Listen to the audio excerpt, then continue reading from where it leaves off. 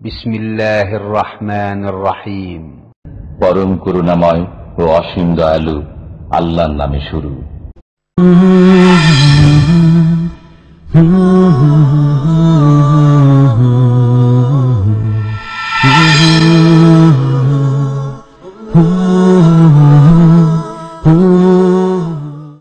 ومن أحسن قولا ممن دعا إلى الله وعمل صالحا وقال إنني من المسلمين. السلام عليكم ورحمة الله وبركاته. بسم الله الرحمن الرحيم. الحمد لله رب العالمين والصلاة والسلام على سيد المرسلين نبينا محمد وعلى آله وصحبه أجمعين. أما بعد فقد قال المؤلف رحمه الله تعالى وعن جابر رضي الله عنه قال كان رسول الله صلى الله عليه وسلم يكبر على جنائزنا أربعا ويقرأ بفاتحة الكتاب في التكبيرة الأولى. رواه الشافعي بإسناد ضعيف. وعن طلحة بن عبد الله بن عوف رضي الله عنه قال صليت خلف ابن عباس رضي الله عنهما على جنازة فقرأ فاتحة الكتاب فقال لتعلموا أنها سنة. رواه البخاري. আল্লাহ পাকের সমস্ত প্রশংসা, সালাত এবং সালাম নাযিল হোক মুহাম্মদ রাসূলুল্লাহ সাল্লাল্লাহু আলাইহি সাল্লামের উপর। আজকে আমাদের ধারাবাহিক জুমার দিনের এশা পরে যে আমাদের দর্শ চলছে হাদিসের, তা হচ্ছে জানাজা সম্পর্কীয় হাদিস। জানাজা সম্পর্কীয় যেসব হাদিসগুলি রয়েছে সে সম্পর্কে আমাদের আজকের দর্শ শুরু হবে জানাজায় সূরা ফাতিহা পাঠ সম্পর্কে হাদিস। যে বিষয়টি অত্যন্ত গুরুত্বপূর্ণ, কারণ এখানেই আমাদের দেশের অধিকাংশ মাযহাবদারীদের ভুল রয়েছে। জানাজায় তারা সূরা ফাতিহা পড়ে না, অনেকে জায়েজই মনে করে না, এমনকি তাদের মুক্তাদি তো পড়ে না, ইমামও পড়ে না, বুঝছে যে জানাজাতে সূরা ফাতিহা নেই, এই অবস্থা তাদের। যার ফলে এই বিষয়টি আরো আপনাদের জেনে নেওয়া জরুরি, কারণ দেশের মানুষ ভুল জানাজার সালাত আদায় করেছে। যার কোনো প্রমাণ নেই সেটা করে, আর যার প্রমাণ আছে সেটা করে না। জানাজার ক্ষেত্রে এই দুটি উদাহরণ দিব। জানাজার ভিতরে এমন মাসআলা আছে যেটি হাদিস দ্বারা প্রমাণিত, সেটা পালন করে না, মানে না। আর যার কোনো ভিত্তি নেই হাদিসে, সেটা পালন করে। কি কি মাসআলা বলতে পারেন কেউ? জানাজাতে তারা সানা পড়ে, সুবহানাকা পড়ে, হ্যাঁ, অথচ কোন সহি জয়ীফ হাদিস পর্যন্ত নেই।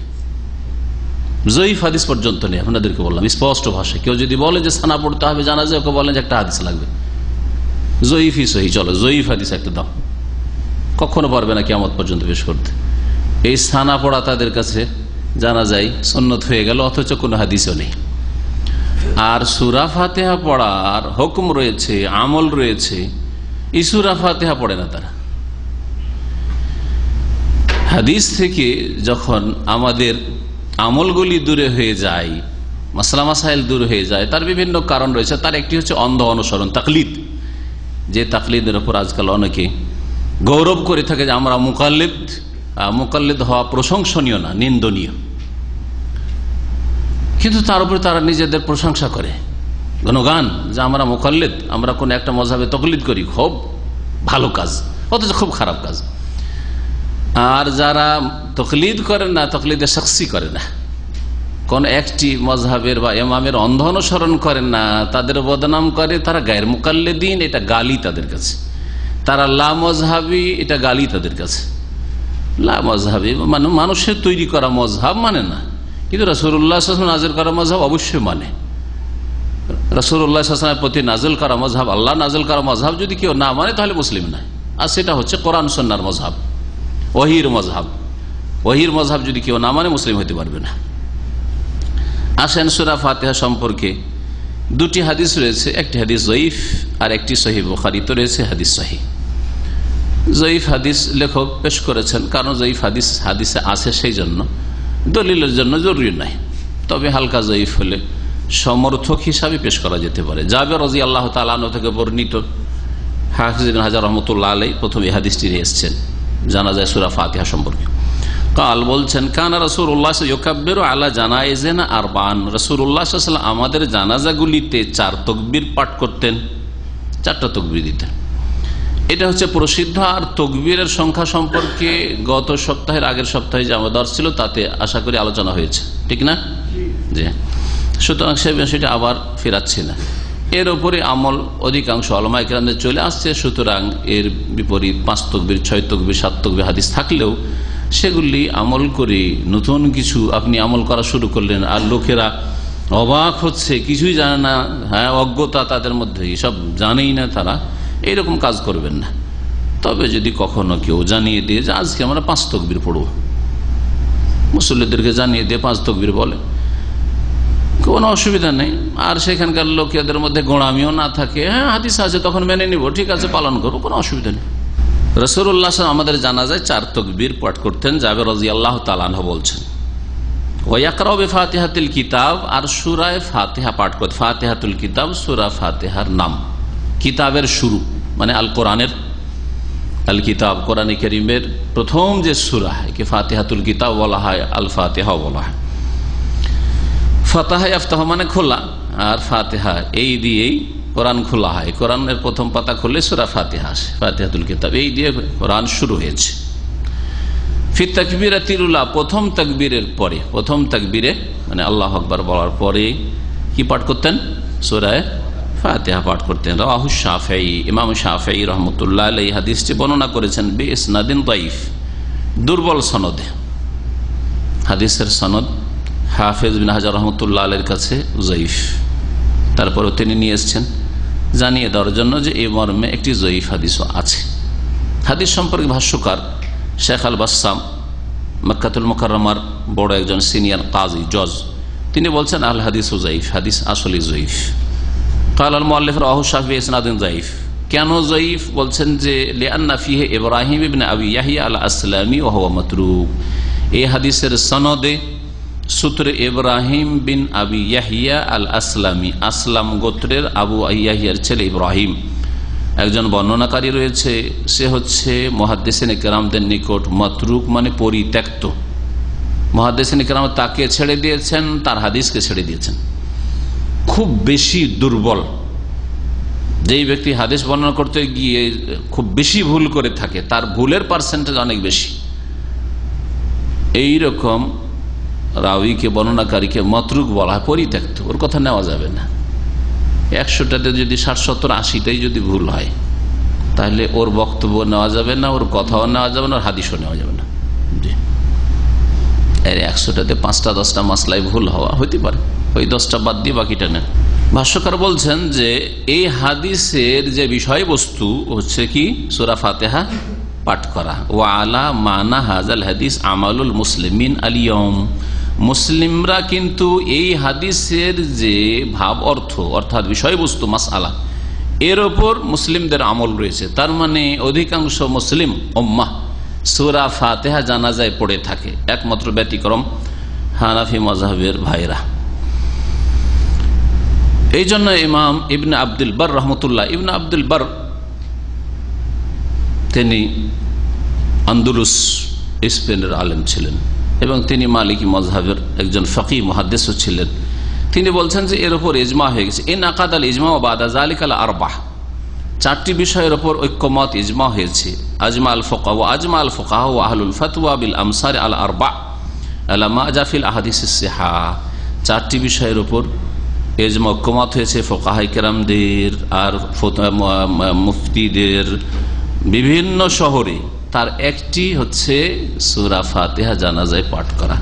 কিন্তু ইজমার যে দাবি করেছেন, ইজমা থেকে তো হানাফিরা বাইরে, সুতরাং এই ইজমা বলা যেতে পারে যে অধিকাংশ আইম্মা কেরামদেরকে সবার ইজমা নাই। যাই হোক, পরের হাদিসটি দেখি যে হাদিসটি সহিহ। ওয়ান তালহা বিন আব্দুল্লাহ বিন আউফিন কাল, তালহা বিন আব্দুল্লাহ বিন আউফ থেকে বর্ণিত রাদিয়াল্লাহু আনহু কাল, তিনি বলছেন সাল্লাইতু খালফা ইবনে আব্বাসিন আলা জানাজা, আমি আব্দুল্লাহ বিন আব্বাস রাদিয়াল্লাহু তাআলা আনহুমার পেছনে একটি জানাজার সালাত আদায় করলাম। আলা জানাজাতিন মানে আলা মাইয়িতিন, জানাজা মৃত ব্যক্তিকে বলা হয়। এক জানাজায় আমরা ইবনে আব্বাস রাদিয়াল্লাহু তাআলা আনহুমার ইমামতিতে জানাজার সালাত আদায় করলাম। ফাকারা ফাতিহাতুল কিতাব। আব্দুল্লাহ ইবনে আব্বাস রাদিয়াল্লাহু তাআলা আনহুমা প্রখ্যাত সাহাবী, রাসূলুল্লাহ সাল্লাল্লাহু আলাইহি ওয়াসাল্লামের খুব কাছের মানুষ, আত্মীয়তার দিক থেকেও, দিন শিখার দিক থেকেও। জি, আব্দুল্লাহ ইবনে আব্বাস রাদিয়াল্লাহু তাআলা আনহুমাকে রাসূলুল্লাহ সাল্লাল্লাহু আলাইহি ওয়াসাল্লাম বিশেষ একটি দোয়া দিয়েছিলেন দিনের জ্ঞান সম্পর্কে, কোরআনের জ্ঞান সম্পর্কে, যে আল্লাহ যেন তাকে স্পেশাল বিশেষ কোরআনের জ্ঞান দান করেন, দিনের জ্ঞান ফিকহ দান করেন। আল্লাহুম্মা আল্লিমহুল কিতাব ওয়া ফাক্কিহু ফিদ্দিন, বা আল্লাহুম্মা আল্লিমহুত তাওয়িল ওয়া ফাক্কিহু ফিদ্দিন। আল্লাহ তাকে তুমি তাওয়িলের মানে তাফসীরের, সালাফে সালেহিনরা তাফসীরকে তাওয়িল বলতেন। তাওয়িল যেটা শরীয়ত সম্মত তাওয়িল, সেটা হচ্ছে তাফসীর। আগের কিতাব আরবিতে যদি নাসাই আপনি যদি আরবিতে পড়েন তো দেখবেন যে ইমাম নাসাই রহমতুল্লাহ তাওয়িল কাউলিহি তাআলা মানে তাফসীর কাউলিহি তাআলা, মহান আল্লাহর এই বাণীর তাফসীর। তো তাওয়িল তাফসীরের অর্থে, তাওয়িল মানে যেই কথাটি আছে এই কথাটা যেখানে পৌঁছাচ্ছে, আউয়ালা ইউআউবিলু তাওয়িলান মানে এর পরিণতিটা যেখানে গিয়ে পৌঁছাচ্ছে। একটা কথা, এটা আয়াত, এই আয়াতটা কোথায় পৌঁছাচ্ছে, এটা হচ্ছে তাফসীর। মানে এই আয়াত থেকে কি জানতে পারলাম, আমাদেরকে কোথায় পৌঁছালো। তো তাবিল এই অর্থে, তাফসীর অর্থে। যেটা তাবিল নিন্দনীয় সেটা হচ্ছে স্পষ্ট আর কাছের অর্থ সালাফে সালেহিনরা করেছেন, তার বিপরীত দূরের অর্থ নেওয়া, বিকৃতির অর্থ ব্যবহার হয়ে থাকে। যেমন আল্লাহ রাব্বুল আলামিনের চেহারা ওয়াজহুন, সালাফে সালেহিন ওয়াজহুন মানে ও চেহারা, সবাই জানতেন আরবি ভাষা। আর ওয়াজহুন মানে চেহারা হয়, আল্লাহর চেহারা আছে, কিন্তু আল্লাহর চেহারা মানে সত্তা, এটা দূরের অর্থ আর সালাফে সালেহিনের বিরোধিতা। সুতরাং এটি হচ্ছে গুমরাহি, এই তাওয়িল হচ্ছে গুমরাহি। ইয়াদুন মানে হাত, এটা কাছের অর্থ, আর ইয়াদ মানে ক্ষমতা, এটা দূরের অর্থ, অনেক দূর অর্থ। অমক নেতার, অমক সন্ত্রাসীর এই খুনে হাত আছে, অমুক দেশের এই ঘটনায় হাত আছে, বলছি না, হাত আছে মানে কি, মানে ক্ষমতা চালিয়েছে তারা, ষড়যন্ত্র আছে ইত্যাদি, মানে ক্ষমতার অর্থে, কুওয়াতের অর্থে, কুদরতের অর্থে। এটা হচ্ছে দূরের অর্থ। আল্লাহ রাব্বুল আলামিনের ক্ষেত্রে এই অর্থ সালাফে সালেহিনরা করেনি। ইয়াদুন মানে হাত হয়, হাতই করেছেন তারা। কেউ হাত মানে কুদরত, কুদরতি হাত, হাত মানে কুওয়া, ক্ষমতা, এইসব অর্থ করেনি। সুতরাং এগুলি হচ্ছে গুমরাহি, এই তাওয়িল হারাম। বলছেন যে আব্দুল্লাহ বিন আব্বাস রাদিয়াল্লাহু তাআলা আনহু কি করলেন, সূরা ফাতিহা পাঠ করলেন জানাজায়। ফাকালা, আর সূরা ফাতিহা পাঠ, অন্য হাদিসে রয়েছে যে তিনি একটু উচ্চ স্বরে পড়েছেন। এই আব্দুল্লাহ বিন আব্বাস রাদিয়াল্লাহু তাআলা হাদিসে রয়েছে যে একটু জোরে পড়েছেন। তো মাঝে মধ্যে একটু জোরে করা, জোরে মানে জোরে তেলাওয়াত নয়, ভাষ্যকাররা বলছেন। কারণ আরেকটি হাদিস আবার পড়ে শোনাব আপনাদেরকে। আবু উমামা রাদিয়াল্লাহু তাআলা আনহু থেকে বর্ণিত হাদিস আছে যে সূরা ফাতিহা মনে মনে আস্তে আস্তে পড়তে হবে। ইমাম পড়েন, মুক্তাদিরা মনে মনে পড়বেন। তবে আয়াতের কিছু কিছু অংশ জাহির হওয়া, প্রকাশ হওয়া বা প্রকাশ করা, এটি জায়েজ, সুন্নত সম্মত, যাতে করে যারা অজ্ঞ, কারণ জানাজা তো সবসময় 5 ওয়াক্ত নামাজের মতো হয় না। জানাজা কি হয়তো বছরে একবারই পড়ছে, কয়েক বছর পরে জানাজা পড়ার সুযোগ হচ্ছে, ভুলেই গেছে কি পড়তে হয় কোন তাকবীরের পরে, ঠিক না? হতে পারে না, পারে না। এই তালিমের উদ্দেশ্যে, শিক্ষা দেওয়ার উদ্দেশ্যে যদি আল্লাহু আকবার বলার পরে সূরা ফাতিহা পড়তে গিয়ে একবার করে মালিক ইয়াউমিদ্দিন একটু বেরিয়ে গেল, একটু আওয়াজ হইল, ইয়াকা না'বুদু ওয়া ইয়াকা নাস্তাইন একটু বেরিয়ে গেল, ওতে হচ্ছে কি যে লোকেরা শুনতে পেল, জানতে পারলো যে কোন তাকবীরের পরে কি পড়া হয়। এইরকম শুধু সূরা ফাতিহার ক্ষেত্রে নাই, যখন সালাতে ইব্রাহিম দুরুদ পড়বেন, যখন জানাজার দোয়া পড়বেন, এইগুলো যদি মাঝে মাঝে একটু প্রকাশ করা হয় তাহলে এতে সুবিধা রয়েছে। যারা জানে না তাদেরকে জানানোর একটা ভালো কাজ হবে, তালিম দেওয়া উদ্দেশ্য হবে। তাই বলছেন আব্দুল্লাহ বিন আব্বাস রাদিয়াল্লাহু তাআলা, ফাকালা বলেন, লে তাআলামু, যাতে করে জানতে পারো তোমরা। আমি একটু জোরে পড়লাম কেন? লে তাআলামু, যাতে তোমরা জানতে পারো, আন্নাহা সুন্নাহ, যে এই সূরা ফাতিহা পড়া হচ্ছে সুন্নাহ, হাদিসের সুন্নত, এটা ফিকহের সুন্নত না। সাহাবায়ে কেরামরা, বোঝা গেছে, তাবেঈনরা, ফুকাহায়ে কেরামদের ফিকহের কিতাব লেখার আগে তারা ফকিহদের যে ফরজ ওয়াজিব, কেউ ফরজ ওয়াজিব পার্থক্য করেছেন হানাফি মাযহাবে, সুন্নাত, সুন্নাতে মুআক্কাদা, গায়র মুআক্কাদা, বোঝা গেছে, মুস্তাহাব, এগুলি ভাগ কোনো হাদিসে খুঁজে পাবেন না, হাদিসে কোনো হাদিস পাবেন না। সালাফে সালেহিনরা, সাহাবায়ে কেরামরা, এটা হুকুম কি, এটা ফরজ না সুন্নাত, ভেতরের নামাজ কি ফরজ না ওয়াজিব না সুন্নাত, এসব কথা সাহাবীরা জিজ্ঞেস করেন না। ওই যুগে এসবের চর্চাই ছিল না। তাহলে হাদিসে যখন সুন্নাত শব্দটি ব্যবহার হবে তখন সুন্নাত মানে সুন্নাতুর রাসূল, রাসূলের আদর্শ, আদর্শের অর্থে ব্যবহার হবে। মুহাদ্দিসিনদের টার্ম আলাদা আর ফাকিহদের টার্ম আলাদা। ফাকিহদের টার্মে পরিভাষায় সুন্নাত মানে যেটা ফরজ ওয়াজিবের বিপরীত, সেটা হচ্ছে সুন্নাত। ফরজ ওয়াজিব নয়, 5 ওয়াক্ত নামাজ কি তাদের কাছে? হ্যাঁ ফরজ। তাহাজ্জুদের নামাজ, তারাবির নামাজ বলে সুন্নাত। হ্যাঁ, এটা হচ্ছে ফুকাহাদের ভাষা। কিন্তু কোরআন এবং হাদিসের ভাষাই হচ্ছে, সাহাবায়ে কেরামদের ভাষা হচ্ছে সুন্নাত মানে রাসূলের তরিকা, আদর্শ। সেই সুন্নতটা ফরজ হয়ে যেতে পারে, আবার সুন্নতে হইতে পারে, সুন্নতে মুআক্কাদা তাকিদও হইতে পারে তাতে, আবার সুন্নতে গায়ের মধ্যে তাকিদ নাই করলে করেন, না করলে নাই করেন, হ্যাঁ তাও হইতে পারে, হতে পারে, সবকে শামিল। সুন্নত মানে ইসলামে এটি শরীয়ত সম্মত তরিকা, এটাও হইতে পারে। তো এখানে লেতালামু আন্নাহা সুন্নাহ থেকে কখনো হাদিসের শব্দ আর ফিকাতে নিয়ে ফিট করবেন আর মাসলা বলবেন যে জানাজায় সূরা ফাতিহা পড়া ওয়াজিব ফরজ নয়, বরং এটি সুন্নাত না, এটা চলবে না। কারণ সাহাবায়ে কেরামদের ভাষা এটা নয়, ফুকাহাদের ভাষা না, ফুকাহাদের ভাষাগুলি পরে আসছে। তারপরে হারাম নাজাইজের ক্ষেত্রে ফুকাহায়ে কেরামরা এটা মাকরুহ, আর মাকরুহ আবার তাহরিমি তানজিম, মাকরুহ দুই ভাগ, আর এটা হচ্ছে হারাম। আর এইটা হারাম কিন্তু একটু সতর্কতামূলক, এটা নাজায়েজ, লা ইয়াজুজ, পার্থক্য আছে না নাই ফিকহের কিতাবে? এটা জায়েজ নয়, এটা হারাম, এটা হচ্ছে মাকরুহ, এটা হচ্ছে মাকরুহ তানজি তাহরিমি ইত্যাদি, এসব ভাষাগুলি আছে। এগুলি কোথাও কোরআন হাদিস খুঁজে পাবেন না। কোরআন হাদিসে হয় রাসূলের তরিকা করতে হবে, আর না হয় রাসূলের তরিকা নয়। এখন এই হাদিসে যে সুন্নত কথাটি ব্যবহৃত হয়েছে, এটা কোন সুন্নাত? এটা ওয়াজিব ফরজ সুন্নাত নাকি ফুকাহাদের ওই সুন্নাত যে সুন্নাত মানে পড়লে ভালো সূরা ফাতিহা, না পড়লে কোনো দোষ নেই, নামাজ হয়ে যাবে। আর যদি ওয়াজিব হয় তাহলে সূরা ফাতিহা ছাড়া নামাজ হয় না, যেমন অন্যান্য নামাজ হয় না, লা সালাতা লিমান লাম ইয়াকরা বিফাতিহাতিল কিতাব, সূরা ফাতিহা যারা পড়ে না তাদের নামাজ হয় না, ওই রকমই জানাজা নামাজ হয় না। এই ক্ষেত্রে অনেক দ্বিমত ইখতিলাফ রয়েছে ফুকাহায়ে কেরামদের। সুনানে নাসাইর হাদিস শোনাই, বুখারীর হাদিস তো শুনাইলাম, তাই না? ইবনে আব্বাসের আমল, এবং বললেন যে সুন্নাত, কার সুন্নাত? তাহলে ইবনে আব্বাসের শুধু থাকলো না, রাসূলুল্লাহ সাল্লাল্লাহু আলাইহি ওয়াসাল্লাম পর্যন্ত পৌঁছে গেল। এটি হচ্ছে সুন্নাতুর রাসূল, রাসূলুল্লাহ সাল্লাল্লাহু আলাইহি ওয়াসাল্লামের তরিকা, যে রাসূলুল্লাহ সাল্লাল্লাহু আলাইহি ওয়াসাল্লাম জানাজায় সূরা ফাতিহা পড়েছেন। তৃতীয় হাদিস শুনেন, একটা যঈফ, এটা বুখারীর, আর একটা নাসাইর হাদিস, এটাও সহিহ।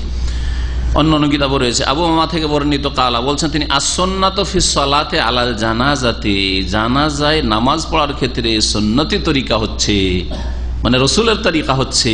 হাদিস আবু উমামা সাহাবী বর্ণনা করছেন, তার মানে রাসূলের তরিকা হচ্ছে আই ইউকরা বাদাত তাকবীরাতিল উলা বিউম্মিল কোরআন মুখাফাতাতান, প্রথম তাকবীরের পরে উম্মুল কোরআন, কোরআনের মূল, কোরআনের মা। উম্মুল কোরআন কোন সূরার নাম? সূরা ফাতিহার নাম। কোরআনের মূল হচ্ছে সূরা ফাতিহা।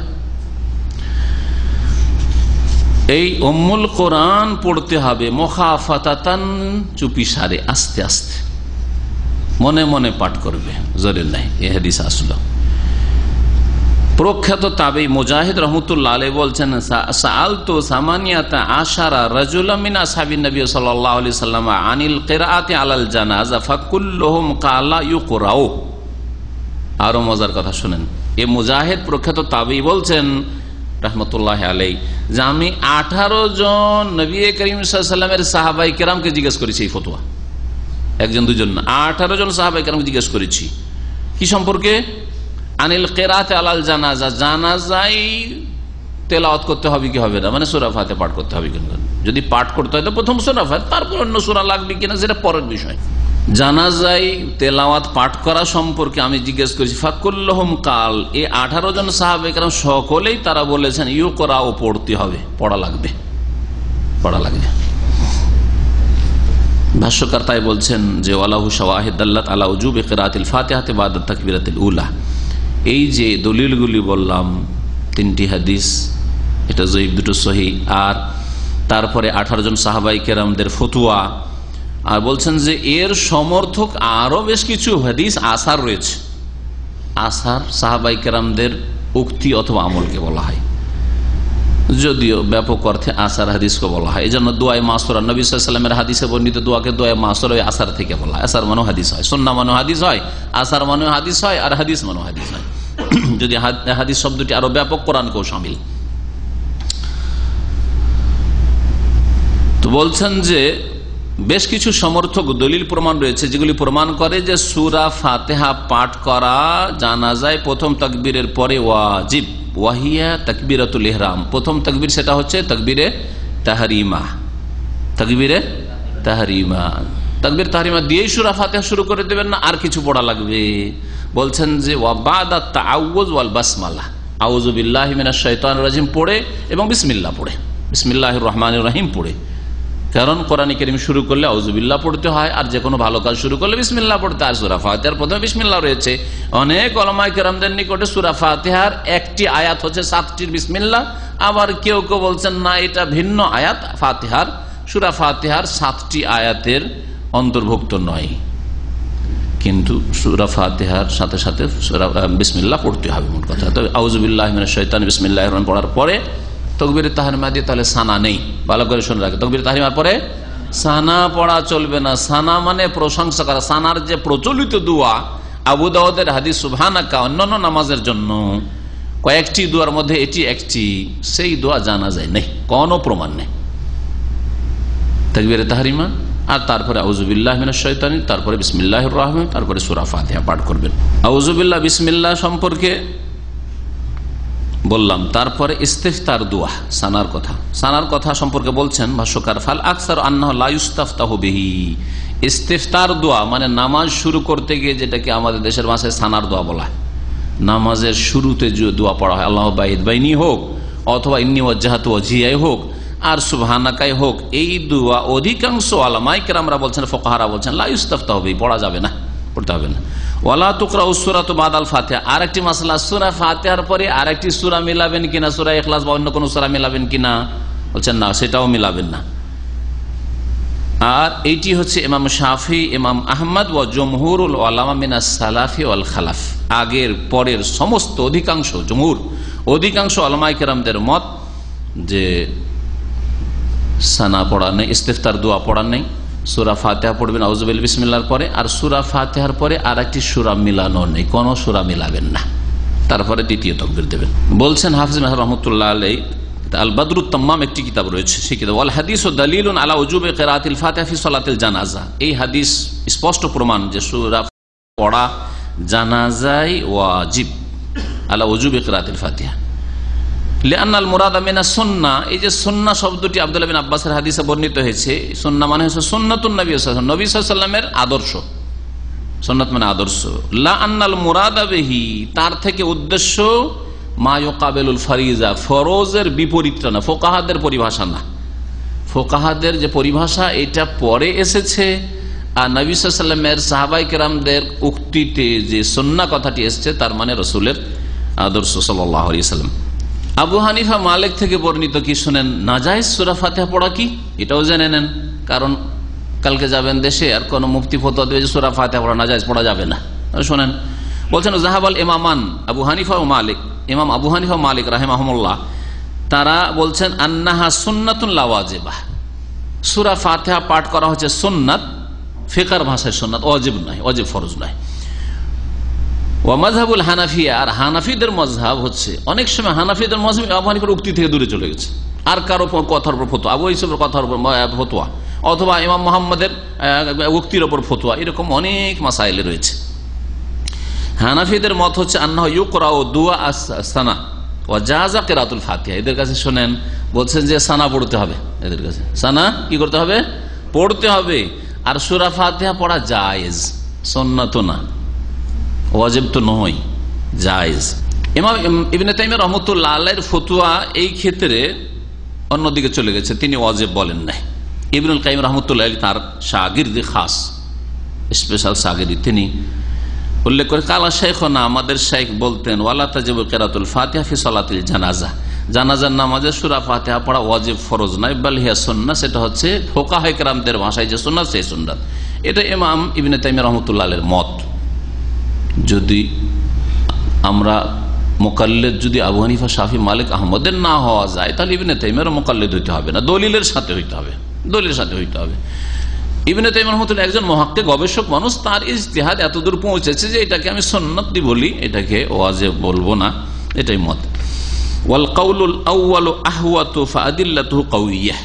কিন্তু শেখ বাসসাম এই বুলুগুল মারামে ভাষ্যকার বলছেন যে প্রথম উক্তি যেটি বললাম যে ওয়াজিব, সূরা ফাতিহা পড়া কি ওয়াজিব, এটি হচ্ছে অধিক সতর্কতা। তাহলে সূরা ফাতিহা কখনো জানাজা ছাড়বেন না, এক নম্বর কথা। কেন অধিক সতর্কতা? এক তো নামাজটাকে সেভ করলেন আপনি, যায় সুন্নাত আর জায়েজ এইসব না বলে ওয়াজিব করলেন, তার মানে পড়বেনই আপনি, তাহলে নামাজটার হেফাজত হলো। কারণ নামাজ নাও হইতে পারে, যদি না হয় তো কাল কিয়ামতে কোনো কাজে আসবে না এই নামাজ, আপনার জবাব দিতে আল্লাহর সামনে। আর দুই নম্বর কথা ফাআদিল্লাতুহু কাউইয়া, দলিলগুলি মজবুত। সূরা ফাতিহা পড়া দলিল মজবুত। সুতরাং 18 জন সাহাবীকে ফতোয়া নকল করলাম মুজাহিদ রাহমাতুল্লাহ আলাইহি, যেন সূরা ফাতিহা জানাজা অবশ্যই পড়বেন। এরপরে জানাজার দোয়া, জানাজার দোয়াগুলি রয়েছে। অধিকাংশ মুসলিম ভাই বোনেরা আজকাল জানাজার দোয়াগুলি মুখস্থ করেন, মুখস্থ করবেন। জানাজার দোয়া যদি, বিশেষ করে বোনেরা যদি জানাজায় নাও শরীক হন, আমাদের দেশে যেমন এখানে যারা মক্কা মদিনা আসছেন, ওদের তো জানাজায় শরীক হতে হচ্ছে, নাও যদি শরীক হন, তো এই দোয়াগুলি এত সুন্দর যে আপনি আপনার সেজদাতে, আপনার নামাজের ভিতরে বা বাইরে, নিজের জন্য, নিজের আত্মীয় স্বজনদের জন্য, মুসলিম ভাই বোনদের জন্য যে কোনো সময় দোয়া করবেন। জরুরি নয় যে জানাজার দোয়াগুলি জানাজার ভিতরেই করতে হবে, যে কোনো সময় দোয়াগুলি করা যেতে পারে, যে কোনো সময় বাড়িতে বসে বসে করা যেতে পারে। জানাজার দোয়া সম্পর্কে হাদিস পড়ি। ওয়ান আউফ ইবনে মালিক রাদিয়াল্লাহু আনহু قال صلى رسول الله صلى الله عليه وسلم على جنازة فحفظت من دعائه اللهم اغفر له وارحمه وعافه واعف عنه واكرم نزله ووسع مدخله واغسله بالماء والثلج والبرد ونقه من الخطايا كما ينقى الثوب الابيض من الدنس وابدله دارا خيرا من داره واهلا خيرا من اهله وزوجا خيرا من زوجه وادخله الجنة ووقه فتنة القبر وعذاب النار। রাওয়াহু মুসলিম, হাদিস সহিহ মুসলিমের। খুব সুন্দর দোয়া, এত সুন্দর দোয়া যে সুবহানাল্লাহ। এই হাদিস বর্ণনাকারী আউফ বিন মালিক রাদিয়াল্লাহু তাআলা আনহু সাহাবী, যেই জানাজায় রাসূলুল্লাহ সাল্লাল্লাহু আলাইহি ওয়াসাল্লামের কাছ থেকে এই দোয়াটি শুনেছিলেন, তার মানে নবী সাল্লাল্লাহু আলাইহি ওয়াসাল্লাম তার একটু করে প্রকাশ করছিলেন, ঠিক কিনা? তাহলে একটু জোরে করা ঠিক সুন্নাত। বলছেন যে আমি আকাঙ্ক্ষা করলাম যে হায় যদি আজকে এই মাইয়েতটা আমি হইতাম আর রাসূলুল্লাহ সাল্লাল্লাহু আলাইহি ওয়াসাল্লামের মোবারক দোয়াটি তার জবান থেকে, মোবারক জবান থেকে পেতাম, তো আমি ধন্য হয়ে যেতাম। এই বিষয়টি ভাষ্যকার উল্লেখ করেছেন তার এই শারহাতে। রাসূলুল্লাহ সাল্লাল্লাহু আলাইহি ওয়াসাল্লাম জানাজার নামাজ পড়ালেন কোন এক জানাজায়, ফাহাফিজতু মিন দুআহি, তার দোয়া আমি মুখস্থ করেছি। নবী সাল্লাল্লাহু আলাইহি সাল্লামের দোয়া শুনে সাহাবীরা মুখস্থ করে নিত। যারা যত বেশি হইচই থেকে বেঁচে থাকে তাদের স্মৃতি শক্তি তত প্রখর থাকে, শুনে রাখবে ভালো করে। এই জন্য যারা গ্রামে গঞ্জে বাস করে শহরের লোকের তুলনায় তাদের ব্রেন বেশি ফ্রেশ, এটা পরীক্ষিত জিনিস। আমরা মদিনা ইউনিভার্সিটিতে সারা বিশ্বের ছেলে ওখানে লেখাপড়া করে, আমাদের সাথে 120টি দেশের ছেলেরা ছিল। তো দেখতাম যে যেগুলো বেদুইন, একবারে বকরি ছাগল উঁট চড়াদের ছেলে সৌদি, ওরা বেশি ব্রেনি, একবার পড়লে 2বার পড়লে মুখস্থ। একজন আফ্রিকান ছিল ক্যামেরনের, আমার ক্লাসমেট, একবার পড়লে মুখস্থ, একবার পড়ে আর পড়তো না। আশ্চর্য হয়ে যাবে। দেশও তো আমরা নিজেদেরকে মনে করতাম যারা অনেক ভালো, কিন্তু এখানে এসে বোঝা যায় যে সারা বিশ্বে যখন প্রতিযোগিতা চলছে তখন দেখা যায় যে কার কত ব্রেন। জি হ্যাঁ, ফাওকা কুল্লি জি ইলমিন আলিম, যতই বড় আলেম হয়ে যায় না কেন, আপনার চাইতে বড় আলেম আর আপনার চাইতে বড় ব্রেনি আর আপনার চাইতে বড় যোগ্য অনেকে আছে। সুতরাং নিজেকে যোগ্য মনে করবেন না, নিজেকে সবসময় ছোট মনে করবেন। আল্লাহ পাক যেন আমাদের সকলকে তৌফিক দান করেন, আমাকেও আল্লাহ পাক তৌফিক দান করেন। বরং প্রথমে আল্লাহ রাব্বুল আলামিন নিজে থেকে নিজের ইসলাহ করার তৌফিক দান করেন। রাসূলুল্লাহ সাল্লাল্লাহু আলাইহি ওয়াসাল্লামের দোয়া মুখস্থ করলেন এই সাহাবী, আল্লাহ মাগফির লাহু, আল্লাহ এই মাইয়িতকে মাফ করে দাও, ওয়ারহামহু, তার উপর দয়া করো, ওয়াআফিহি, তাকে নিরাপদ রাখো। আফা ইউআফি মুআফাতান, বাবে মুফালাতের মানে নিরাপদ রাখা। ওয়াফু আনহু, এবং তাকে ক্ষমা করে দাও। আফা ইয়াফু আফা ইয়াফু যখন বলবেন নাসারা আনসারে তখন ক্ষমা করে দেওয়া, আর আফা ইয়াফি তার মানে নিরাপদ রাখো আযাব থেকে, বিপদ আপদ থেকে, এই কবরের অশান্তি থেকে আল্লাহ তুমি তাকে নিরাপদ রাখো। ওয়া আকরিম নুজুলাহু, তার আতিথ্য সম্মানজনক করো, তার মেহমান নওয়াজি সম্মানজনক করো, সম্মানজনক তার আদর যত্ন করো, আপ্যায়ন করো। ওয়াসে মুদখালাহু, তার প্রবেশ স্থলকে তুমি প্রশস্ত করো। তার প্রবেশ স্থল মানে কবর, যেখানে এখনই তাকে দাখিল করে দেওয়া হবে, ঢুকিয়ে দেওয়া হবে, তার কবরকে প্রশস্ত করো। ওয়াগসিলহু বিল মাই ওয়াসসালজি ওয়াল বারাদ, আল্লাহ তাকে ধুইয়ে দাও, তার গুনাহ ধুইয়ে দাও, তার গুনাহ ধুইয়ে দাও, তাকে ধুইয়ে দাও মানে বিল মাই পানির দ্বারা, ওয়াসসালজ বরফ দ্বারা, ওয়াল বারাদ আর শিলা বৃষ্টি দ্বারা। বৃষ্টির সাথে যে পাথর হয় ওই পাথরটাকে বারাদ বলা হয়। রায়ে জবর ফাতা দেন তো বারাদ মানে হয় পাথর, যে বর্ষণ হয় বৃষ্টি সবাই। আর যদি বারদ বলেন রায়ে জজম দিয়ে তাহলে ওর মানে হয়ে যায় শীত বা ঠান্ডা। বারদ মানে ঠান্ডা। জি, হার আর বারদ, হার মানে গরম আর বারদ মানে ঠান্ডা। এসি কুলিং করছে বারদ, বারিদ ঠান্ডা, কিন্তু বারাদ, বারাদ মানে হচ্ছে যে শিলাবৃষ্টি পাথর। ইমাম ইবনে তাইমিয়া রাহমাতুল্লাহ আলাইহি এই রহস্য বর্ণনা করছেন যে আমরা জানি সায়েন্টিফিক কথা যে গরম পানি দিয়ে ধুইলে কাপড় চোপড় বেশি পরিষ্কার হয়, ঠিক কিনা? গরম পানিতে কাপড় দেন, সার্ফ দিয়ে গরম পানিতে দেন, বেশি পরিষ্কার হবে না? না ঠান্ডা পানি দিলে বেশি পরিষ্কার হবে? ঠান্ডা পানিতে কখনো পরিষ্কার হবে না। তাহলে এখানে নবী সাল্লাল্লাহু আলাইহি ওয়াসাল্লাম দোয়া পড়তেন ওয়াগসিলু বিল মাই ওয়াসালজে, সালজে কেন বলবেন? সালজও ঠান্ডা আর বারাদও ঠান্ডা, এগুলি কেন বলবেন? কেন ওটাও বরফ, শিলাবৃষ্টি, তো এগুলি কেন বলবেন? বিল মাইল হারে বলতেন, বিল মাই সাখেনে, গরম পানি দিয়ে ধুয়ে দেয় কথা বলতেন, কেন বললেন না? কি রহস্য বলতে পারেন? ইবনে তাইমিয়া রাহমাতুল্লাহ আলাইহি এই রহস্য বলছেন যে গরম পানি গরম, ঠিক না? আর এই দিয়ে গুনাহও গরম। গুনার এই পাপের গরমকে, পাপের যে তাপ, পাপের যে অনিষ্ট, এই অনিষ্টকে দূর করার জন্য ঠান্ডা পানি উপযোগী, বরফ হচ্ছে উপযোগী, গরম পানি উপযোগী না। গরম দিয়ে গরম দূর করা যায় না। ঝাল খেয়েছেন, বোঝা গেছে, আর মুখে ঝাল, আর তারপর গরম চা শুরু করে দেন। কেউ করেছেন এরকম? একবার পরীক্ষা করে দেখেন। আরবরা যে ঝালকে হার বলে, এটা বুঝতে পারেন। ঝাল আমরা বলি ঝাল, আর আরব বলে হার। হার মানে হিট, গরম, হার মানে গরম। তো এই মরিচকে, ঝাল মরিচ এর হার, মাররা হার, খুব গরম। কেন হার বলে? যদি গরম জিনিস, গরম পানি অথবা গরম চা দেন মরিচ খাওয়ার পর, ঝাল মরিচ খাওয়ার পরে যেখানে যেখানে জ্বলছে মনে হচ্ছে যে জ্বালার ওপর জ্বালা শুরু হয়ে গেল, জ্বালা শুরু হয়ে গেল। কিন্তু ঠান্ডা পানি, ঝাল লেগেছে, ঠান্ডা পানি খান, ঠান্ডা জিনিস খান, একটু কমবে। ওয়ানাক্কিহি মিনাল খাতায়া, আল্লাহ গুনাহসমূহ থেকে তাকে পরিষ্কার পরিচ্ছন্ন করে দাও। কামা ইউনাক্কাস সাওবুল আবিয়াজ মিনাদ দানাস, কোন করে রিওয়ায়াতে রয়েছে কামা নাক্কাইতা সাওবাল আবিয়াজ মিনাদ দানাস। আর এই ভাষা দিয়ে দোয়া, এই শব্দগুলি অগসলুল মাই ওয়াসাল আল্লাহ বাইদ বানিত রয়েছে, যে ইস্তেফতার দোয়া সুবহানাকার জায়গায় সানা, আর ওখানেও এইরকম বাক্যগুলি এসেছে। আর জানাজার দোয়াতে এসেছে কামা ইউনাক্কা সাওবুল আবিয়াজ, যেমন সাদা কাপড়কে পরিষ্কার পরিচ্ছন্ন করা হয় মিনাদ দানাস, ময়লা থেকে। ও আবদিলহু দারান খায়রা মিন দারিহি, আর আল্লাহ তার যে দুনিয়ার ঘর ছিল, বাড়ি ছিল, তার চাইতে ভালো বাড়ি তার বিকল্প হিসাবে বদলে দান করো, তার চাইতে ভালো বাড়ি দান করো, অর্থাৎ জান্নাত দান করো, জান্নাতের সুখের জীবন তাকে দান করো, কবরে জান্নাতের নিয়ামত দান করো। দুনিয়ার শান্তির চাইতে বড় শান্তি সেখানে রয়েছে। নেক লোকদের জন্য কোনো চিন্তা নেই মারা গেলে, সুবহানাল্লাহ। আমি তো মনে করি যে ভালো মানুষের জন্য দুনিয়ায় থাকার চাইতে আখিরাতে চলে যাওয়া অনেক ভালো। যদিও আমল করার একটা সুযোগ আছে, এই দিক থেকে ভালো যে আপনার নেকির ব্যালেন্স বাড়ছে, যতদিন বাঁচতে পারছেন, এতে কোনো সন্দেহ নেই, এটা একটা ভালো দিক আছে। কিন্তু চলে গেলে আল্লাহর যদি ফয়সালা হয়ে যায় তো কখনো হাহুতাশ করবেন না, কারণ ওখানে চলে গেলে আমার এখানকার সুখের জীবন চাইতে বেশি সুখের জীবন পাবো ইনশাআল্লাহ, যদি আমার মধ্যে ঈমান এবং নেক আমল থাকে, শর্ত, ঠিক কিনা? তাহলে আপনার তো লাভ।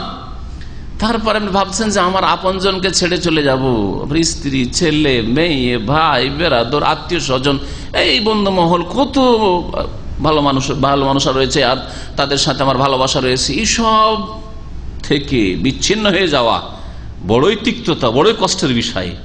আপনি সামনে আর একটা জিনিস রাখেন, আপনাকে চলে যেতে, আল্লাহর ফয়সালায় চলে যেতে হচ্ছে, সামনে রাখেন যে আমি এখানে যদি আমার ছেলে মেয়েকে ছেড়ে যাই তো আমার বাপ মাকে পাবো, আমার দাদা দাদিকে পাবো, আমি আমার অনেক আত্মীয় স্বজন দুনিয়া থেকে চলে গেছে তাদেরকে পাবো, আলহামদুলিল্লাহ তাদের সাথে আমি মিলিত হব। এইভাবে মানুষের মুসিবত, বিপদ, আপদ মানুষের কাছে হালকা হয়ে যায়, এমন কোনো ব্যাপার না। আল্লাহ যদি হায়াত দান করেন আলহামদুলিল্লাহ, আল্লাহ যদি মওত দান করে দেন আলহামদুলিল্লাহ, সব অবস্থায় আলহামদুলিল্লাহ, আলহামদুলিল্লাহ আলা কুল্লি হাল। কিন্তু যখন মাথার বোঝা চাপিয়ে নেবে যে হাই রে এখনই মারা যাব, সবকে ছেড়ে চলে যাব, স্ত্রীটা আমার বিধবা হয়ে যাবে, ছেলে মেয়েরা আমার ইয়েতিম হয়ে যাবে, আর কত কষ্ট তারা করবে, আর আমারও কত কষ্ট, না না, তখন একেবারে আপনার পরে যেন মুসিবত পাহাড়ের মতো মুসিবত আপনার মাথার উপর চেপে গেছে। আলহামদুলিল্লাহ, আল্লাহ যে হালাতে রাখেন খুব ভালো, আলহামদুলিল্লাহ। ও আহলান খায়রা মিন আহলিহি, এবং তাকে পরিবার দান করো তার দুনিয়ার এই পরিবারের চাইতে ভালো, উৎকৃষ্ট পরিবার। কোন দিক থেকে? একটা হচ্ছে আইনের দিক থেকে, একটা হচ্ছে গুণের দিক থেকে। আইন মানে ব্যক্তি, হ্যাঁ, আল্লাহ তার যে দুনিয়ার বিবি স্ত্রী রয়েছে তার চাইতে ভালো স্ত্রী দান করো, ব্যক্তির দিক থেকে, হ্যাঁ, গুণের দিক থেকে নয়। তার মানে হুরাইন তাকে দান করো। হুরাইনরা দুনিয়ার স্ত্রী যতই ভালো হোক না কেন, যতই নেক হোক না কেন, যতই সুন্দরী হোক না কেন, তার চাইতে অনেক অনেক ভালো, ঠিক না? তো এইটাও দোয়া এতে সামিল। আর আরেকটা হচ্ছে গুণের দিক থেকে, গুণের দিক থেকে ওয়াহলান খায়রা মিন আহলিহি, আল্লাহ তাকে তার দুনিয়ার যে পরিবার ছিল, যে অবস্থায়, যেই গুণে, এই গুণের চাইতে অনেক ভালো গুণের স্ত্রী তাকে আখিরাতে দান করো। তার মানে দুনিয়ায় হয়তো তার স্ত্রী ছিল খাটো, স্ত্রী ছিল তার কালো, স্ত্রী দেখতে ভালো ছিল না, স্ত্রীর আখলাক চরিত্র ভালো ছিল না, মাঝে মধ্যেই কষ্ট দিত, ঝগড়া করত ইত্যাদি, হ্যাঁ, মনোমালিন্য হইতো, তিক্ততা হইতো, আর তাকে নিয়ে খুব অশান্তিতে ছিল। আল্লাহ রাব্বুল আলামিন এই স্ত্রীকে জান্নাতে দিলে তার চরিত্র, তার আখলাক, তার শারীরিক আর আভ্যন্তরীণ সমস্ত রকমের খারাপ গুণগুলিকে ভালো গুণে রূপান্তরিত করে দেবেন। এই দোয়া, এই স্ত্রী থাকবে আপনার সাথে, কিন্তু আল্লাহ রাব্বুল আলামিন তাকে সুন্দরী বানিয়ে দিবেন, হ্যাঁ, সুন্দরী বানিয়ে দেবেন। আপনার আকাঙ্ক্ষা যে একটু যদি লম্বা আমার মতো লম্বা বানিয়ে দেবেন, হ্যাঁ, আপনার আকাঙ্ক্ষা যে যেন নম্র ভাষী হয়, খুব কর্কশ ভাষী আমার স্ত্রী ছিল, প্রত্যেকটা কথায় উত্তর এতরাজ আর এতরাজ, এতরাজ, শুধু কেন আর কেন আর কেন, শোকজ করতে হবে। বাড়িতে আসলে শুধু শোকজ করো, হ্যাঁ, কারণ বয়ান করো, কোথায় ছিলে তুমি বয়ান করো, হ্যাঁ, কাকে টেলিফোন করছিলে বয়ান করো, এই কি করছিলে তুমি বয়ান করো, তো মুসিবত, সব কথার জবাব দিতে হবে তাকে। তো আখিরাতে ওইসব থাকবে না, এইসব কষ্ট আর থাকবে না। তো গুণের দিক থেকে আল্লাহ পাক রব্বুল আলামিন তাকে ভালো স্ত্রী দান, এই স্ত্রীটাকে ভালো করে দাও, এই দোয়া এতে সামিল রয়েছে। তাহলে এই একটা অংশে তার জন্য হুরাইনেরও দোয়া করলেন, আর তার স্ত্রীটা যেন ভালো হয়ে যায় এই দোয়া করলেন, আর ভালো আল্লাহ বানিয়ে দিবেন, ভালো আল্লাহ বানিয়ে দেবেন। ও আদখিলহুল জান্নাহ, এবং তাকে জান্নাতে দাখিল করো। ওয়াকিহি ফিতনাতাল কবর, আর কবরের পরীক্ষা থেকে তাকে রক্ষা করো। কবরের পরীক্ষা ফিতনা, আর একটা হচ্ছে আযাব, দুটো আলাদা জিনিস।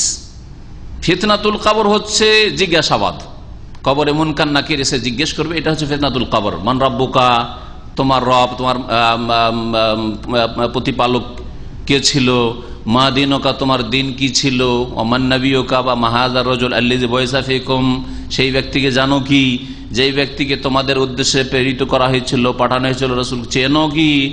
এই তিনটি যে প্রশ্ন হবে, আল্লাহ ওখানেও তাকে রক্ষা করিও, যেন জবাব দিতে পারে, হ্যাঁ হ্যাঁ লাদ্রি না করে, হ্যাঁ, মুনাফিকদের মতো, কাফেরদের মতো, মুশরিকদের মতো। আর তারাই হাহা লাদ্রি করবে যারা কাফের, মুশরিক, মুনাফিক, আর না হলে তাদের অনুসারী, তাদের ভক্ত। আর যারা রাসূলুল্লাহ সাল্লাল্লাহু আলাইহি ওয়াসাল্লাম অনুসারী, কিছু ঘাটতি থাকলেও যদি জান্নাতে যাওয়ার মতো কাজ করে যেতে পারে, তাওহীদ ঠিক থাকে, 5 ওয়াক্ত সালাত ঠিক থাকে, আর কাবিরা গুনাহ থেকে বেঁচে থাকে, আর কিছু ভুল ভ্রান্তি থাকে, তো আল্লাহ রাব্বুল আলামিন মাফ করবেন আর জবাব দিতে পারবেন। ওয়াকি ফিতনাতুল কবর, কবরের ফিতনা থেকে তাকে রক্ষা করো, ওয়া আযাবান নার, আর জাহান্নামের আযাব থেকে, শাস্তি থেকে তাকে রক্ষা করো। মুসলিম হাদিস, সহিহ মুসলিমের অন্য রিওয়ায়াতে রয়েছে ওয়াকিহি আযাবাল কবর ওয়া আযাবান নার, এরকম রয়েছে, কবর আযাব থেকে এবং জাহান্নামের আযাব থেকে তাকে রক্ষা করো। এই ছিল একটি দোয়া। এই দোয়া কার মুখস্থ আছে? হাত তুলবেন আর মাঝে মধ্যে পড়তে থাকেন। ভুলে যাওয়ার ভয় আছে, জানাজা পাচ্ছি না, সুযোগ এমনি পড়তে থাকেন, দোয়া করেন আর পড়তে থাকেন। যে সুন্নত নামাজগুলি পড়ছেন, তাহাজ্জুদ নামাজ বা সুন্নত নামাজ পড়ছে, ওতে সেজদা লম্বা করে দোয়া পড়েন, আল্লাহুম্মা মাগফির লাহুম বা লাহুকে লাহুম করে দেন, তাহলে সেই সমস্ত মুমিন মুমিনাতের জন্য দোয়া। বহু বচন করে দেন, আল্লাহুম্মা মাগফির লাহুম ওয়ারহামহুম ওয়াআফিহিম ওয়াফু আনহুম, এরকম করে দেন। সবার জন্য দোয়া করছেন, প্রত্যেক মুসলিম ভাই বোনদের জন্য দোয়া করছেন, এই মুখস্থ হয়ে যাবে। দ্বিতীয় দোয়া, ওয়ান আবি হুরায়রা রাদিয়াল্লাহু আনহু قال কানা রাসূলুল্লাহ সাল্লাল্লাহু আলাইহি ওয়াসাল্লাম ইযা সাল্লা আলা জানাজাতিন, রাসূলুল্লাহ যখন কোনো জানাজার সালাত আদায় করতেন, ইয়াকুল, তখন বলতেন এই দোয়া, আল্লাহুম্মা মাগফির লিহাইয়িনা, হে আল্লাহ ক্ষমা করে দাও আমাদের জীবিতকে।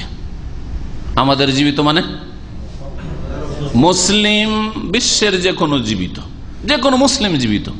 জি, আমাদের জীবিত মানে আমাদের বংশের জীবিত না, আমাদের দেশের জীবিত না, আমাদের তামামের জীবিত না, বোঝা গেছে? লিহাইয়িনা মানে লিহাইয়িল মুসলিমিন, মুসলিম যত জীবিত রয়েছে ইসলামের অবস্থায়, নর নারী সকলকে তুমি মাফ করে দাও। ওয়া মাইয়াতান, আমাদের মৃতদেরকে মাফ করে দাও। মুমিন মুমিনা যারা আদম আলাইহিস সালাম থেকে শুরু করে এখন পর্যন্ত দুনিয়া থেকে চলে গেছে মৃত, আল্লাহ তাদেরকে মাফ করে দাও। কত ব্যাপক অর্থপূর্ণ দোয়া। ওয়া শাহিদানা, আমাদের এখানে যারা হাজির আছে, উপস্থিত, তাদেরকে মাফ করে দাও, এই জানাজায় যারা হাজির হয়েছে। ওয়া গায়েবিনা, আর যারা আসতে পারেনি, অনুপস্থিত আছে, তাদেরকেও তুমি মাফ করে দাও। বা যাদের জানাজা নেই, যেমন বোনেরা মহিলারা, তাদের জানাজা নেই, বাড়িতে বাড়িতে আছে, তারা অনুপস্থিত, তাদেরকেও তুমি মাফ করে দাও। সুবহানাল্লাহ, চিন্তা করুন কত ব্যাপক। ও সাগীরানা, আমাদের ছোটদেরকেও মাফ করে দাও। ও কাবীরানা, আর আমাদের বড়দেরকে মাফ করে দাও। ওয়া যাকারানা, আমাদের পুরুষদেরকে মাফ করে দাও। ওয়া উনসানা, আমাদের নারীদেরকে মাফ করে দাও, মুসলিম নর নারী সকলকে মাফ করে দাও। আল্লাহুম্মা মান আহইয়াইতাহু মিন্না, হে আল্লাহ আমাদের মধ্য থেকে যাকে বা যাদেরকে তুমি এখনো জীবিত রেখেছো বা জীবিত রাখছো, ফাআহইহি আলাল ইসলাম, তাদেরকে জীবিত রাখো ইসলামের উপর, যাতে করে ইসলামের উপর থাকে, শিরক কুফরিতে লিপ্ত না হয়, মুনাফিকিতে লিপ্ত না হয়, ইসলাম ভঙ্গ না করে ফেলে, ইসলামের উপর তাদেরকে বাঁচিয়ে রাখো। ওমান তাওয়াফাইতাহু মিন্না, আর আমাদের মধ্য থেকে যাদেরকে তুমি মৃত্যু ঘটিয়েছো, যাদেরকে তুমি মৃত্যু দান করেছো, যাদের আত্মাগুলি তুমি গ্রহণ করে নিয়েছো, তাওয়াফা ইয়াতাওয়াফা আল্লাহু ইয়াতাওয়াফাল আনফুস, আল্লাহ আত্মাগুলি গ্রহণ করেন, সূরা জুমারে রয়েছে, ওখান থেকে তাওয়াফাইতাহু ফাতাওয়াফাহু আলাল ঈমান, তাদেরকে ঈমানের উপর মৃত্যু দান করো, যাতে করে তার ঈমানের উপর মারা যেতে পারে। কারণ ঈমানের অবস্থায়, তাওহীদের অবস্থায় যদি মারা না যায়, শিরকে কুফরের অবস্থায়, নাস্তিকতায় যদি মারা যায়, তাহলে চিরকাল জাহান্নামে থাকবে। আর ঈমান, আসল ঈমানটা যদি ঠিক থাকে, আসল ঈমান মানে শুধু লা ইলাহা ইল্লাল্লাহ না, লা ইলাহা ইল্লাল্লাহর বাস্তব প্রমাণ 5 ওয়াক্ত সালাতের সাথে কেউ যদি মারা যেতে পারে, আর ভুল ভ্রান্তি যদি থাকে, তো তার কোনো একটা স্তরে গিয়ে ক্ষমা হবে, হয় আযাব শাস্তি কবরে পেয়ে মাফ হবে, না হয় আল্লাহর রহমতে শেষ ওঠে, আখিরাতে কিয়ামতের দিন নবী সাল্লাল্লাহু আলাইহি ওয়াসাল্লাম শাফাআতে হবে, অথবা আল্লাহ রাব্বুল আলামিনের রহমতে মাফ হবে, মাফ হবে। যদি কবর আযাব পেয়েও মাফ হলো না, আর হাসর মাঠে শাফাআত হইল না, জাহান্নামে চলে গেল, জাহান্নামে কিছু কাল, দীর্ঘকাল জ্বলে পুড়েও মুমিন মুআহিদ নামাজি যদি সারাবিও হয়, নামাজি যদি যে কোনো কাবিরা গুনাহ করনেওয়ালা হোক, ইসলাম ভঙ্গ না যেন হয়, হালাল মনে না করে, চুরিকে হালাল মনে করেন না, মদকে হালাল মনে করেন না, কুকুরের গোস্তকে হালাল মনে করেন না, কিন্তু এরকম বহু অপরাধ করেছে, হারাম, সে অনুতপ্ত হয়ে দুনিয়াতে যদি অনুতপ্ত হইতে পারে, তাহলে তো তওবা করলে আর সংশোধন করতে পারে। আর যদি বিনা তওবায় মারা যায়, তবু আল্লাহ রাব্বুল আলামিন হয় তার রহমতে মাফ করে দেবেন, না হলে কিছু কালের কবর আযাব দিয়ে মাফ করবেন। আর কবর আযাব দিয়ে যদি মাফ না হয়, তো নবী সাল্লাল্লাহু আলাইহি ওয়াসাল্লামের শাফাআতে মাফ হবে। তাও যদি না হয়, তো জাহান্নামে জ্বলে জ্বলে আল্লাহর রহমত পরে হবে, বা তারপরে নবী সাল্লাল্লাহু আলাইহি ওয়াসাল্লাম শাফাআত চলতে থাকবে, তখন শাফাআতে উঠে আসবে জাহান্নাম থেকে। মুমিনের একটা জান্নাতের রাস্তা আছে যখন বেরিয়ে আসবে। এর মানে এই নয় যে আপনি কাবিরা গুনাহ করতে থাকবেন। আল্লাহ পাক যেন সমস্ত রকমের কাবিরা থেকে, সাগীরা গুনাহ থেকে বেঁচে থাকার তৌফিক দান করেন আমাদেরকে। আল্লাহুম্মা লা তাহরিমনা আজরা, হে আল্লাহ এই মৃত যে ব্যক্তি রয়েছে তার নেকি থেকে, তার প্রতিদান থেকে আমাদেরকে বঞ্চিত করিও না। মানে তার যে ভালো কাজগুলি সেগুলি আমাদেরকে করার তৌফিক দাও, বা তাকে অনুসরণ করার তৌফিক, সে আমাদের চাইতে ভালো, তাকে অনুসরণ করার তৌফিক দাও, সেগুলিতে আমাদের বঞ্চিত রাখিও না। ওয়ালা তুদিল্লানা বাদাহু, এবং তারপরে মানে এই লোকের, এই মৃত ব্যক্তির দুনিয়া থেকে বিদায় হয়ে যাওয়ার পরে, দাফনের পরে আমাদেরকে গোমরা করে দিও না। এমনটা না হয় যে একে তো ইমানের অবস্থায় বিদায় করলাম কিন্তু আমরা গেলাম, এমনটা করিও না। ওয়ালা তুদিল্লানা বাদা, রাহ মুসলিম, হাদিস সহিহ মুসলিমের। ওয়াল আরবা, আরো 4 জন ইমাম, ইমাম মুসলিম ছাড়া আর 4 জন, মানে হ্যাঁ কে? আবু দাউদ, নাসাই, তিরমিজি, ইবনে মাজাহ। ওয়ালা তুদিল্লানা বাদাহুর জায়গায় প্রসিদ্ধ বাক্য হচ্ছে, কার মুখস্থ আছে? কি আছে? আল্লাহুম্মা লা তাহরিমনা আজরাহু, হ্যাঁ, ওয়ালা তাফতিননা বাদাহু, আল্লাহুম্মা লা তাহরিমনা আজরাহু, হে আল্লাহ তার নেকি থেকে আমাদেরকে বঞ্চিত করিও না। ওয়ালা তাফতিননা বাদাহু, আর তারপরে আমাদেরকে ফিতনায় ফেলিও না। এখানে গোমরাহ করিও, ওখানে ফিতনায় ফেলিও না। ফিতনা কথাটি ব্যাপক, গোমরাহিও ব্যাপক, যে কোনো গোমরাহি, কিন্তু ফিতনাটি ব্যাপক। ফিতনা দুনিয়াকেও, দুনিয়ার ফিতনাকেও শামিল, আর ধর্মীয় ফিতনাকেও শামিল। আর গোমরাহি দুনিয়াকে হয়তো শামিল নয়, আখিরাতের, ইমানের ক্ষেত্রে, আমলের ক্ষেত্রে যে কোনো ফিতনা, আকীদায় আর বিভ্রান্তি আসুক, আর আমলে ইবাদত বন্দেগীতে বিভ্রান্তি আসুক আর ঘাটতি আসুক, হ্যাঁ, হারাম থেকে বেঁচে থাকার ক্ষেত্রে আপনার ত্রুটি হওয়া শুরু হোক, বিদাত শুরু হোক, সবগুলি হচ্ছে গুমরাহি। তা আল্লাহ তারপরে আমাদেরকে গুমরাহ করিও না। আর এক রিওয়ায়াতে রয়েছে তারপরে আমাদেরকে ফিতনায় ফেলিও না। একজন লোকে ভালো অবস্থায় আলহামদুলিল্লাহ বিদায় করে দিলেন, কিন্তু তারপরে দুনিয়ার ফিতনা, নারীর ফিতনায় পড়লেন, তো ধর্মীয় ফিতনাও শুরু হইল। কিন্তু এমন কিছু ফিতনা আছে যেগুলি হয়তো ধর্মীয় ফিতনা নয়, কিন্তু দুনিয়ার ফিতনা, যেমন জালেম জুলুম অত্যাচার শুরু হয়ে গেল, জালেমের জুলুম অত্যাচার শুরু হয়ে গেল। আজকে যে অবস্থা থাইল্যান্ডে হচ্ছে, বার্মায় হচ্ছে, সিরিয়ায় হচ্ছে, ইরাকে হচ্ছে, ফিলিস্তিনে হচ্ছে, আফ্রিকায় হচ্ছে, মুসলিম বিশ্বের কোথাকার কথা বলবো, সুবহানাল্লাহ, যে জুলুম অত্যাচার, ভারতে জুলুম অত্যাচার হচ্ছে, এমন কোন জায়গায় নেই মনে হয় ইল্লা মাশাআল্লাহ, যেখানে মুসলিমদের উপর হয় বাহিরের শত্রু ইহুদিরা ছাড়া, কাফের, হিন্দু, বুদ্ধিস্ট, অথবা ঘরের শত্রু যেগুলো ইসলামের লেবাস পোশাক পরে আছে কিন্তু এরা ইসলামের দুশ্মন, সাহাবায়ে কেরামদের দুশ্মন, তাদের জুলম অত্যাচার হচ্ছে। আল্লাহ পাক রব্বুল আলামিন এই জুলমের যেন দ্রুত অবসান ঘটান।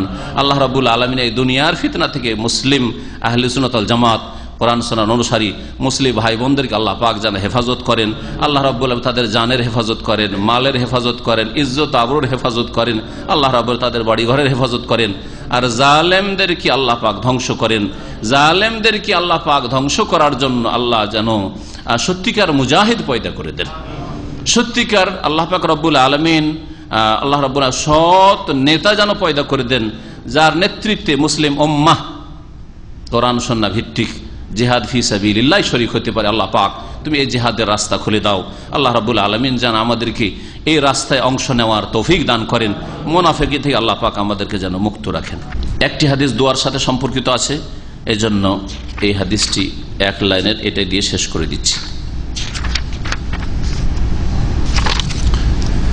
ওয়ান আবি হুরায়রা রাদিয়াল্লাহু আনহু আন্না নবী সাল্লাল্লাহু আলাইহি ওয়াসাল্লাম قال اذا صليتم على الميت فاخلصوا له الدعاء। নবী করিম সাল্লাল্লাহু আলাইহি ওয়াসাল্লাম থেকে আবু হুরায়রা রাদিয়াল্লাহু তাআলা আনহু বর্ণনা করেছেন যে নবী সাল্লাল্লাহু আলাইহি ওয়াসাল্লাম বলেন, ইযা সাল্লাইতুম আলাল মাইয়িত, যখন কোনো মৃত ব্যক্তির জানাজার সালাত আদায় করবে, ফাখলিসু লাহু দুআ, তখন তার জন্য খালিস অন্তর থেকে দোয়া করবে। খালিস অন্তর থেকে দোয়া করবে, আন্তরিকতার সাথে দোয়া করবে। এই দোয়া কোথায় করবেন? দোয়ার একটা ক্ষেত্র হচ্ছে জানাজার ভিতরে, এটা হচ্ছে আসল ক্ষেত্র। ইযা সাল্লাইতুম আলাল মাইয়িত, সালাতের কথা চলছে, হ্যাঁ, জানাজার ভিতরে আপনি দোয়া করবেন। তাহলে জানাজার ভিতরে সূরা ফাতিহাতে আল্লাহর গুণগান, এটি হচ্ছে দোয়া হলো। আর তারপরে নবী করিম সাল্লাল্লাহু আলাইহি ওয়াসাল্লামের সালাত সালাম, নবী সাল্লাল্লাহু আলাইহি ওয়াসাল্লামের বড় হক, সমস্ত মানুষের চাইতে, সেই জন্য দুরুদ ইব্রাহিম আল্লাহুম্মা সাল্লি আলা মুহাম্মাদ আল্লাহুম্মা বারিক আলা মুহাম্মাদ পড়লেন। আর তারপরে যে দোয়াগুলি আসলো বা এইরকম দোয়া আরো কিছু রয়েছে, সেই দোয়াগুলি দোয়ায়ে মাসুরা করাই ভালো, কিন্তু উলামায়ে কেরামরা বলছেন যে দোয়ায়ে মাসুরা ছাড়াও যদি কেউ কোনো দোয়া মাইয়াতের জন্য করতে চাই তো জায়েজ রয়েছে, কারণ আল্লাহর সাথে কথা বলছে, আল্লাহর সাথে কথা বলছে। সুতরাং এই ক্ষেত্রে দোয়ায়ে মাসুরাতেই সীমিত থাকতে হবে, এমনটা জরুরি নয়। নবী সাল্লাল্লাহু আলাইহি ওয়াসাল্লাম এখানে বলেছেন তোমরা আন্তরিকতার সাথে দোয়া করো, ইখলাসের সাথে। এমন না যে এটা অন্য মাইয়াত, আমার আপনজন না, না, যে কোনো মুসলিম ভাই বোনের জন্য দোয়া করবেন, ইখলাসের সাথে দোয়া করেন আপনি, আন্তরিকতার সাথে। যেন আপনার বাপ মারা গেছে, আপনার মা মারা গেছে, হ্যাঁ, মুসলিম ভাই বোন মারা গেছে, আপনার বাপ মারা গেলে, মা মারা গেলে, আপনার ছেলে মারা গেলে, আপনার মেয়ে মারা গেলে, আপনার স্ত্রী মারা গেলে যেমন ইখলাসের সাথে আন্তরিকতার সাথে কান্না ভাব নিয়ে বা কান্নার অবস্থায় দোয়া করতে, ওই রকম দোয়া করার চেষ্টা করেন। আল্লাহ পাক যেন তৌফিক দান করেন। রাওয়াহু আবু দাউদ, হাদিস আবু দাউদের এবং ইমাম ইবনে হিব্বান হাদিসটিকে সহিহ বলেছে। হাদিসটি ভাষ্যকার বলছেন হাসান, ইবনে মাজাহ তো রয়েছে, বাইহাকিতেও রয়েছে। আল্লামা আলবানী বলছেন হাযা সানাদুন হাসানুন, হাদিসটি হচ্ছে হাসান, বাইরের সনদ হচ্ছে হাসান। দোয়ার আরেকটি ক্ষেত্র রয়েছে, দোয়ার আরেকটি ক্ষেত্র রয়েছে। মাইয়িতকে দাফন করার পরে নবী করিম সাল্লাল্লাহু আলাইহি সাল্লাম বলেছেন যে এখন মাইয়িতের জন্য খুব বেশি বেশি দোয়া করো। সালুল্লাহ আত-তাসবিত, এর জন্য সালুল্লাহ লাহু আত-তাসবিত, এর জন্য দৃঢ়তা আল্লাহর কাছে কামনা করো, দৃঢ়তা দোয়া করো, আল্লাহ তাকে অটল রাখো, জবাব দেওয়ার তৌফিক দাও, যেন মুনকার নাকিরের জবাব দিয়ে ফাইন্নাহু আল-আনা ইউসআল, এখনই তাকে জিজ্ঞাসাবাদ করা হবে, এক্ষুনি তোমরা গেলেই শুরু হয়ে যাবে। সুতরাং বেশি বেশি দোয়া করো, এই সময় দোয়া করবে। দোয়া করতে বলেছেন নবী করিম সাল্লাল্লাহু আলাইহি ওয়াসাল্লাম, কিন্তু একসাথে করেছেন কি নবী সাল্লাল্লাহু আলাইহি ওয়াসাল্লাম? একসাথে করতে বলেছেন, তাহলে তার বাচনিক হাদিস দিয়ে এটা প্রমাণ হয় না যে নবী সাল্লাল্লাহু আলাইহি ওয়াসাল্লাম একসাথে দোয়া করতে বলেছেন, যে ইমাম মুরব্বী সাহেব, আলেম সাহেব দোয়া করবেন আর বাকি সব আমিন আমিন বলবেন। এই তরিকা নবীর কোনো কথাতেও নেই, কৌলি হাদিস, বাচনিক হাদিসও নেই। আর নবী সাল্লাল্লাহু আলাইহি ওয়াসাল্লামের ফেলি হাদিস, কর্মেও নেই, আমলেও নেই যে নবী সাল্লাল্লাহু আলাইহি ওয়াসাল্লাম দোয়া করছেন মাইয়া দাফন করার পরে কবর সামনে করে অথবা কিবলা সামনে করে, যেই রকমই হোক, আর সবাই আমিন আমিন বলছে, একটিও নজির নেই। সুতরাং এই যে তরিকাটি আমার দেশে চলছে, চলছে না? চলছে না? এটি সুন্নত নয়, এটি বিদআত, এটি সুন্নতের খেলাফ কাজ। তাহলে দোয়া যে করতে বলা হয়েছে, হ্যাঁ দোয়া করার প্রমাণ আছে। একা একা দোয়া করবেন, একা দোয়া করবেন। যদি দেখতে চান কখনো মক্কা মদিনায় জানাজা পড়ার পরে দৌড় দিয়ে আপনি কবরস্থানে, বাকিতে মদিনা হলে বাকিতে দৌড় দিয়ে চলে যান, পেছনে পেছনে জানাজা আপনার জন্য খোলা আছে। আপনি আল মুআল্লা চলে যান কবরস্থানে, দেখতে পাবেন। আর যদি সেখানে না সময় সুযোগ পান, তাহলে কখনো কখনো মাঝে মধ্যে যে মসজিদগুলিতে দামামে জানাজা হয়, যেমন জেলুইয়াতে হয়, তারপরে আপনার আল ফুরকান, যেমন 91-এর ওই রোডে, এয়ারপোর্ট রোডের পাশে মসজিদ হয়, এখানে রাইয়ান মসজিদ হয়, এর মসজিদে জানাজা পড়বেন। বেশিরভাগ জানাজা আসরে থাকে, কখনো মাগরিবেও থাকতে পারে, জোহরেও থাকতে পারে, জোহরে থাকে, কিন্তু আসরে থাকে বেশিরভাগ জানাজা। নামাজ পড়বেন আর তারপরে ওই দিন সময় করে চলে যাবেন জানাজা।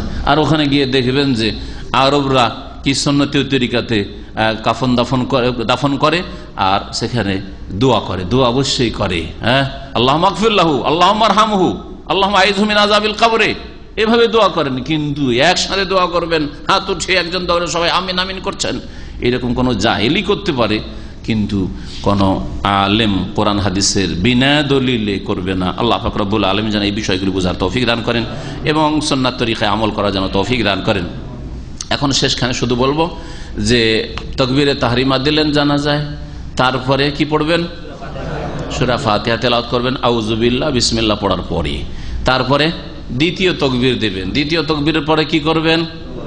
হ্যাঁ, নবী করিম সাল্লাল্লাহু আলাইহি ওয়াসাল্লামের উপর সালাত পেশ করবেন, সালাত ইব্রাহিম, যেটা নামাজে পড়ছেন, সালাতে পড়ছেন আল্লাহুম্মা সাল্লি আলা মুহাম্মদ ইন্নাকা হামিদুম মাজিদ, আল্লাহুম্মা বারিক আলা মুহাম্মদ ওয়া আলা আলি মুহাম্মদ ইন্নাকা হামিদুম মাজিদ পর্যন্ত। ঠিক আছে? তারপরে তৃতীয় তাকবীর দিলেন, তারপরে কি বলবেন? এই দোয়াগুলি পড়বেন, আল্লাহ মাগফির হাইয়িনা ওয়া মাইয়িতিনা ওয়া শাহিদিনা, আল্লাহ মাগফির লাহু, একজন যদি হয়, কয়েকটা মাইয়িত হয় তো বহু বচন জমা করে আল্লাহ মাগফির লাহুম ওয়ারহামহুম ওয়াফিহিম। মহিলা যদি হয় আল্লাহ মাগফির লাহা করে দিতে পারেন তো ভালো, আর নাও যদি করেন তো ব্যক্তি হিসাবে হু দিয়েই চলবে, আপনাকে এত গিয়ার চেঞ্জ করার কষ্ট করা লাগবে না, কোনো প্রয়োজন করে আল্লাহ মাগফির লাহু দিয়ে চলতে পারে।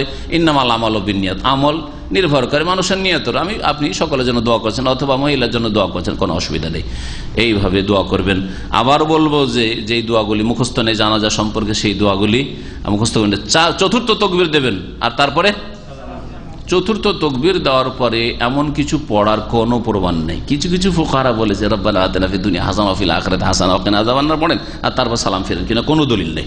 যার ফলে এইসব কথা, দলিলবিহীন কথার পিছনে ছুটবে। দলিলবিহীন কথা যে কেউ বলতে পারে, ওই কথার কোনো মূল্য নেই যদি কোরআনে না থাকে, হাদিসে না থাকে, সহিহ হাদিসে না থাকে। সুতরাং চতুর্থ তাকবীর দিয়ে আসসালামু আলাইকুম ওয়া রাহমাতুল্লাহ, একদিকে সালাম ফিরারও হাদিস রয়েছে যার উপর আমল সৌদি আরবে রয়েছে, আর যদি দুই দিকেও সালাম ফেরেন তারও হাদিস রয়েছে, যেমন আল্লামা নাসিরুদ্দিন আলবানী রাহমাতুল্লাহ আহকামুল জানাইজ এই কিতাবটিতে বিস্তারিত আলোচনা করেছেন, বাংলায় অনুবাদ হয়েছে, ঢাকায় ছেপেছে। যদি আপনার সংগ্রহ করতেন, খুব সুন্দর কিতাব।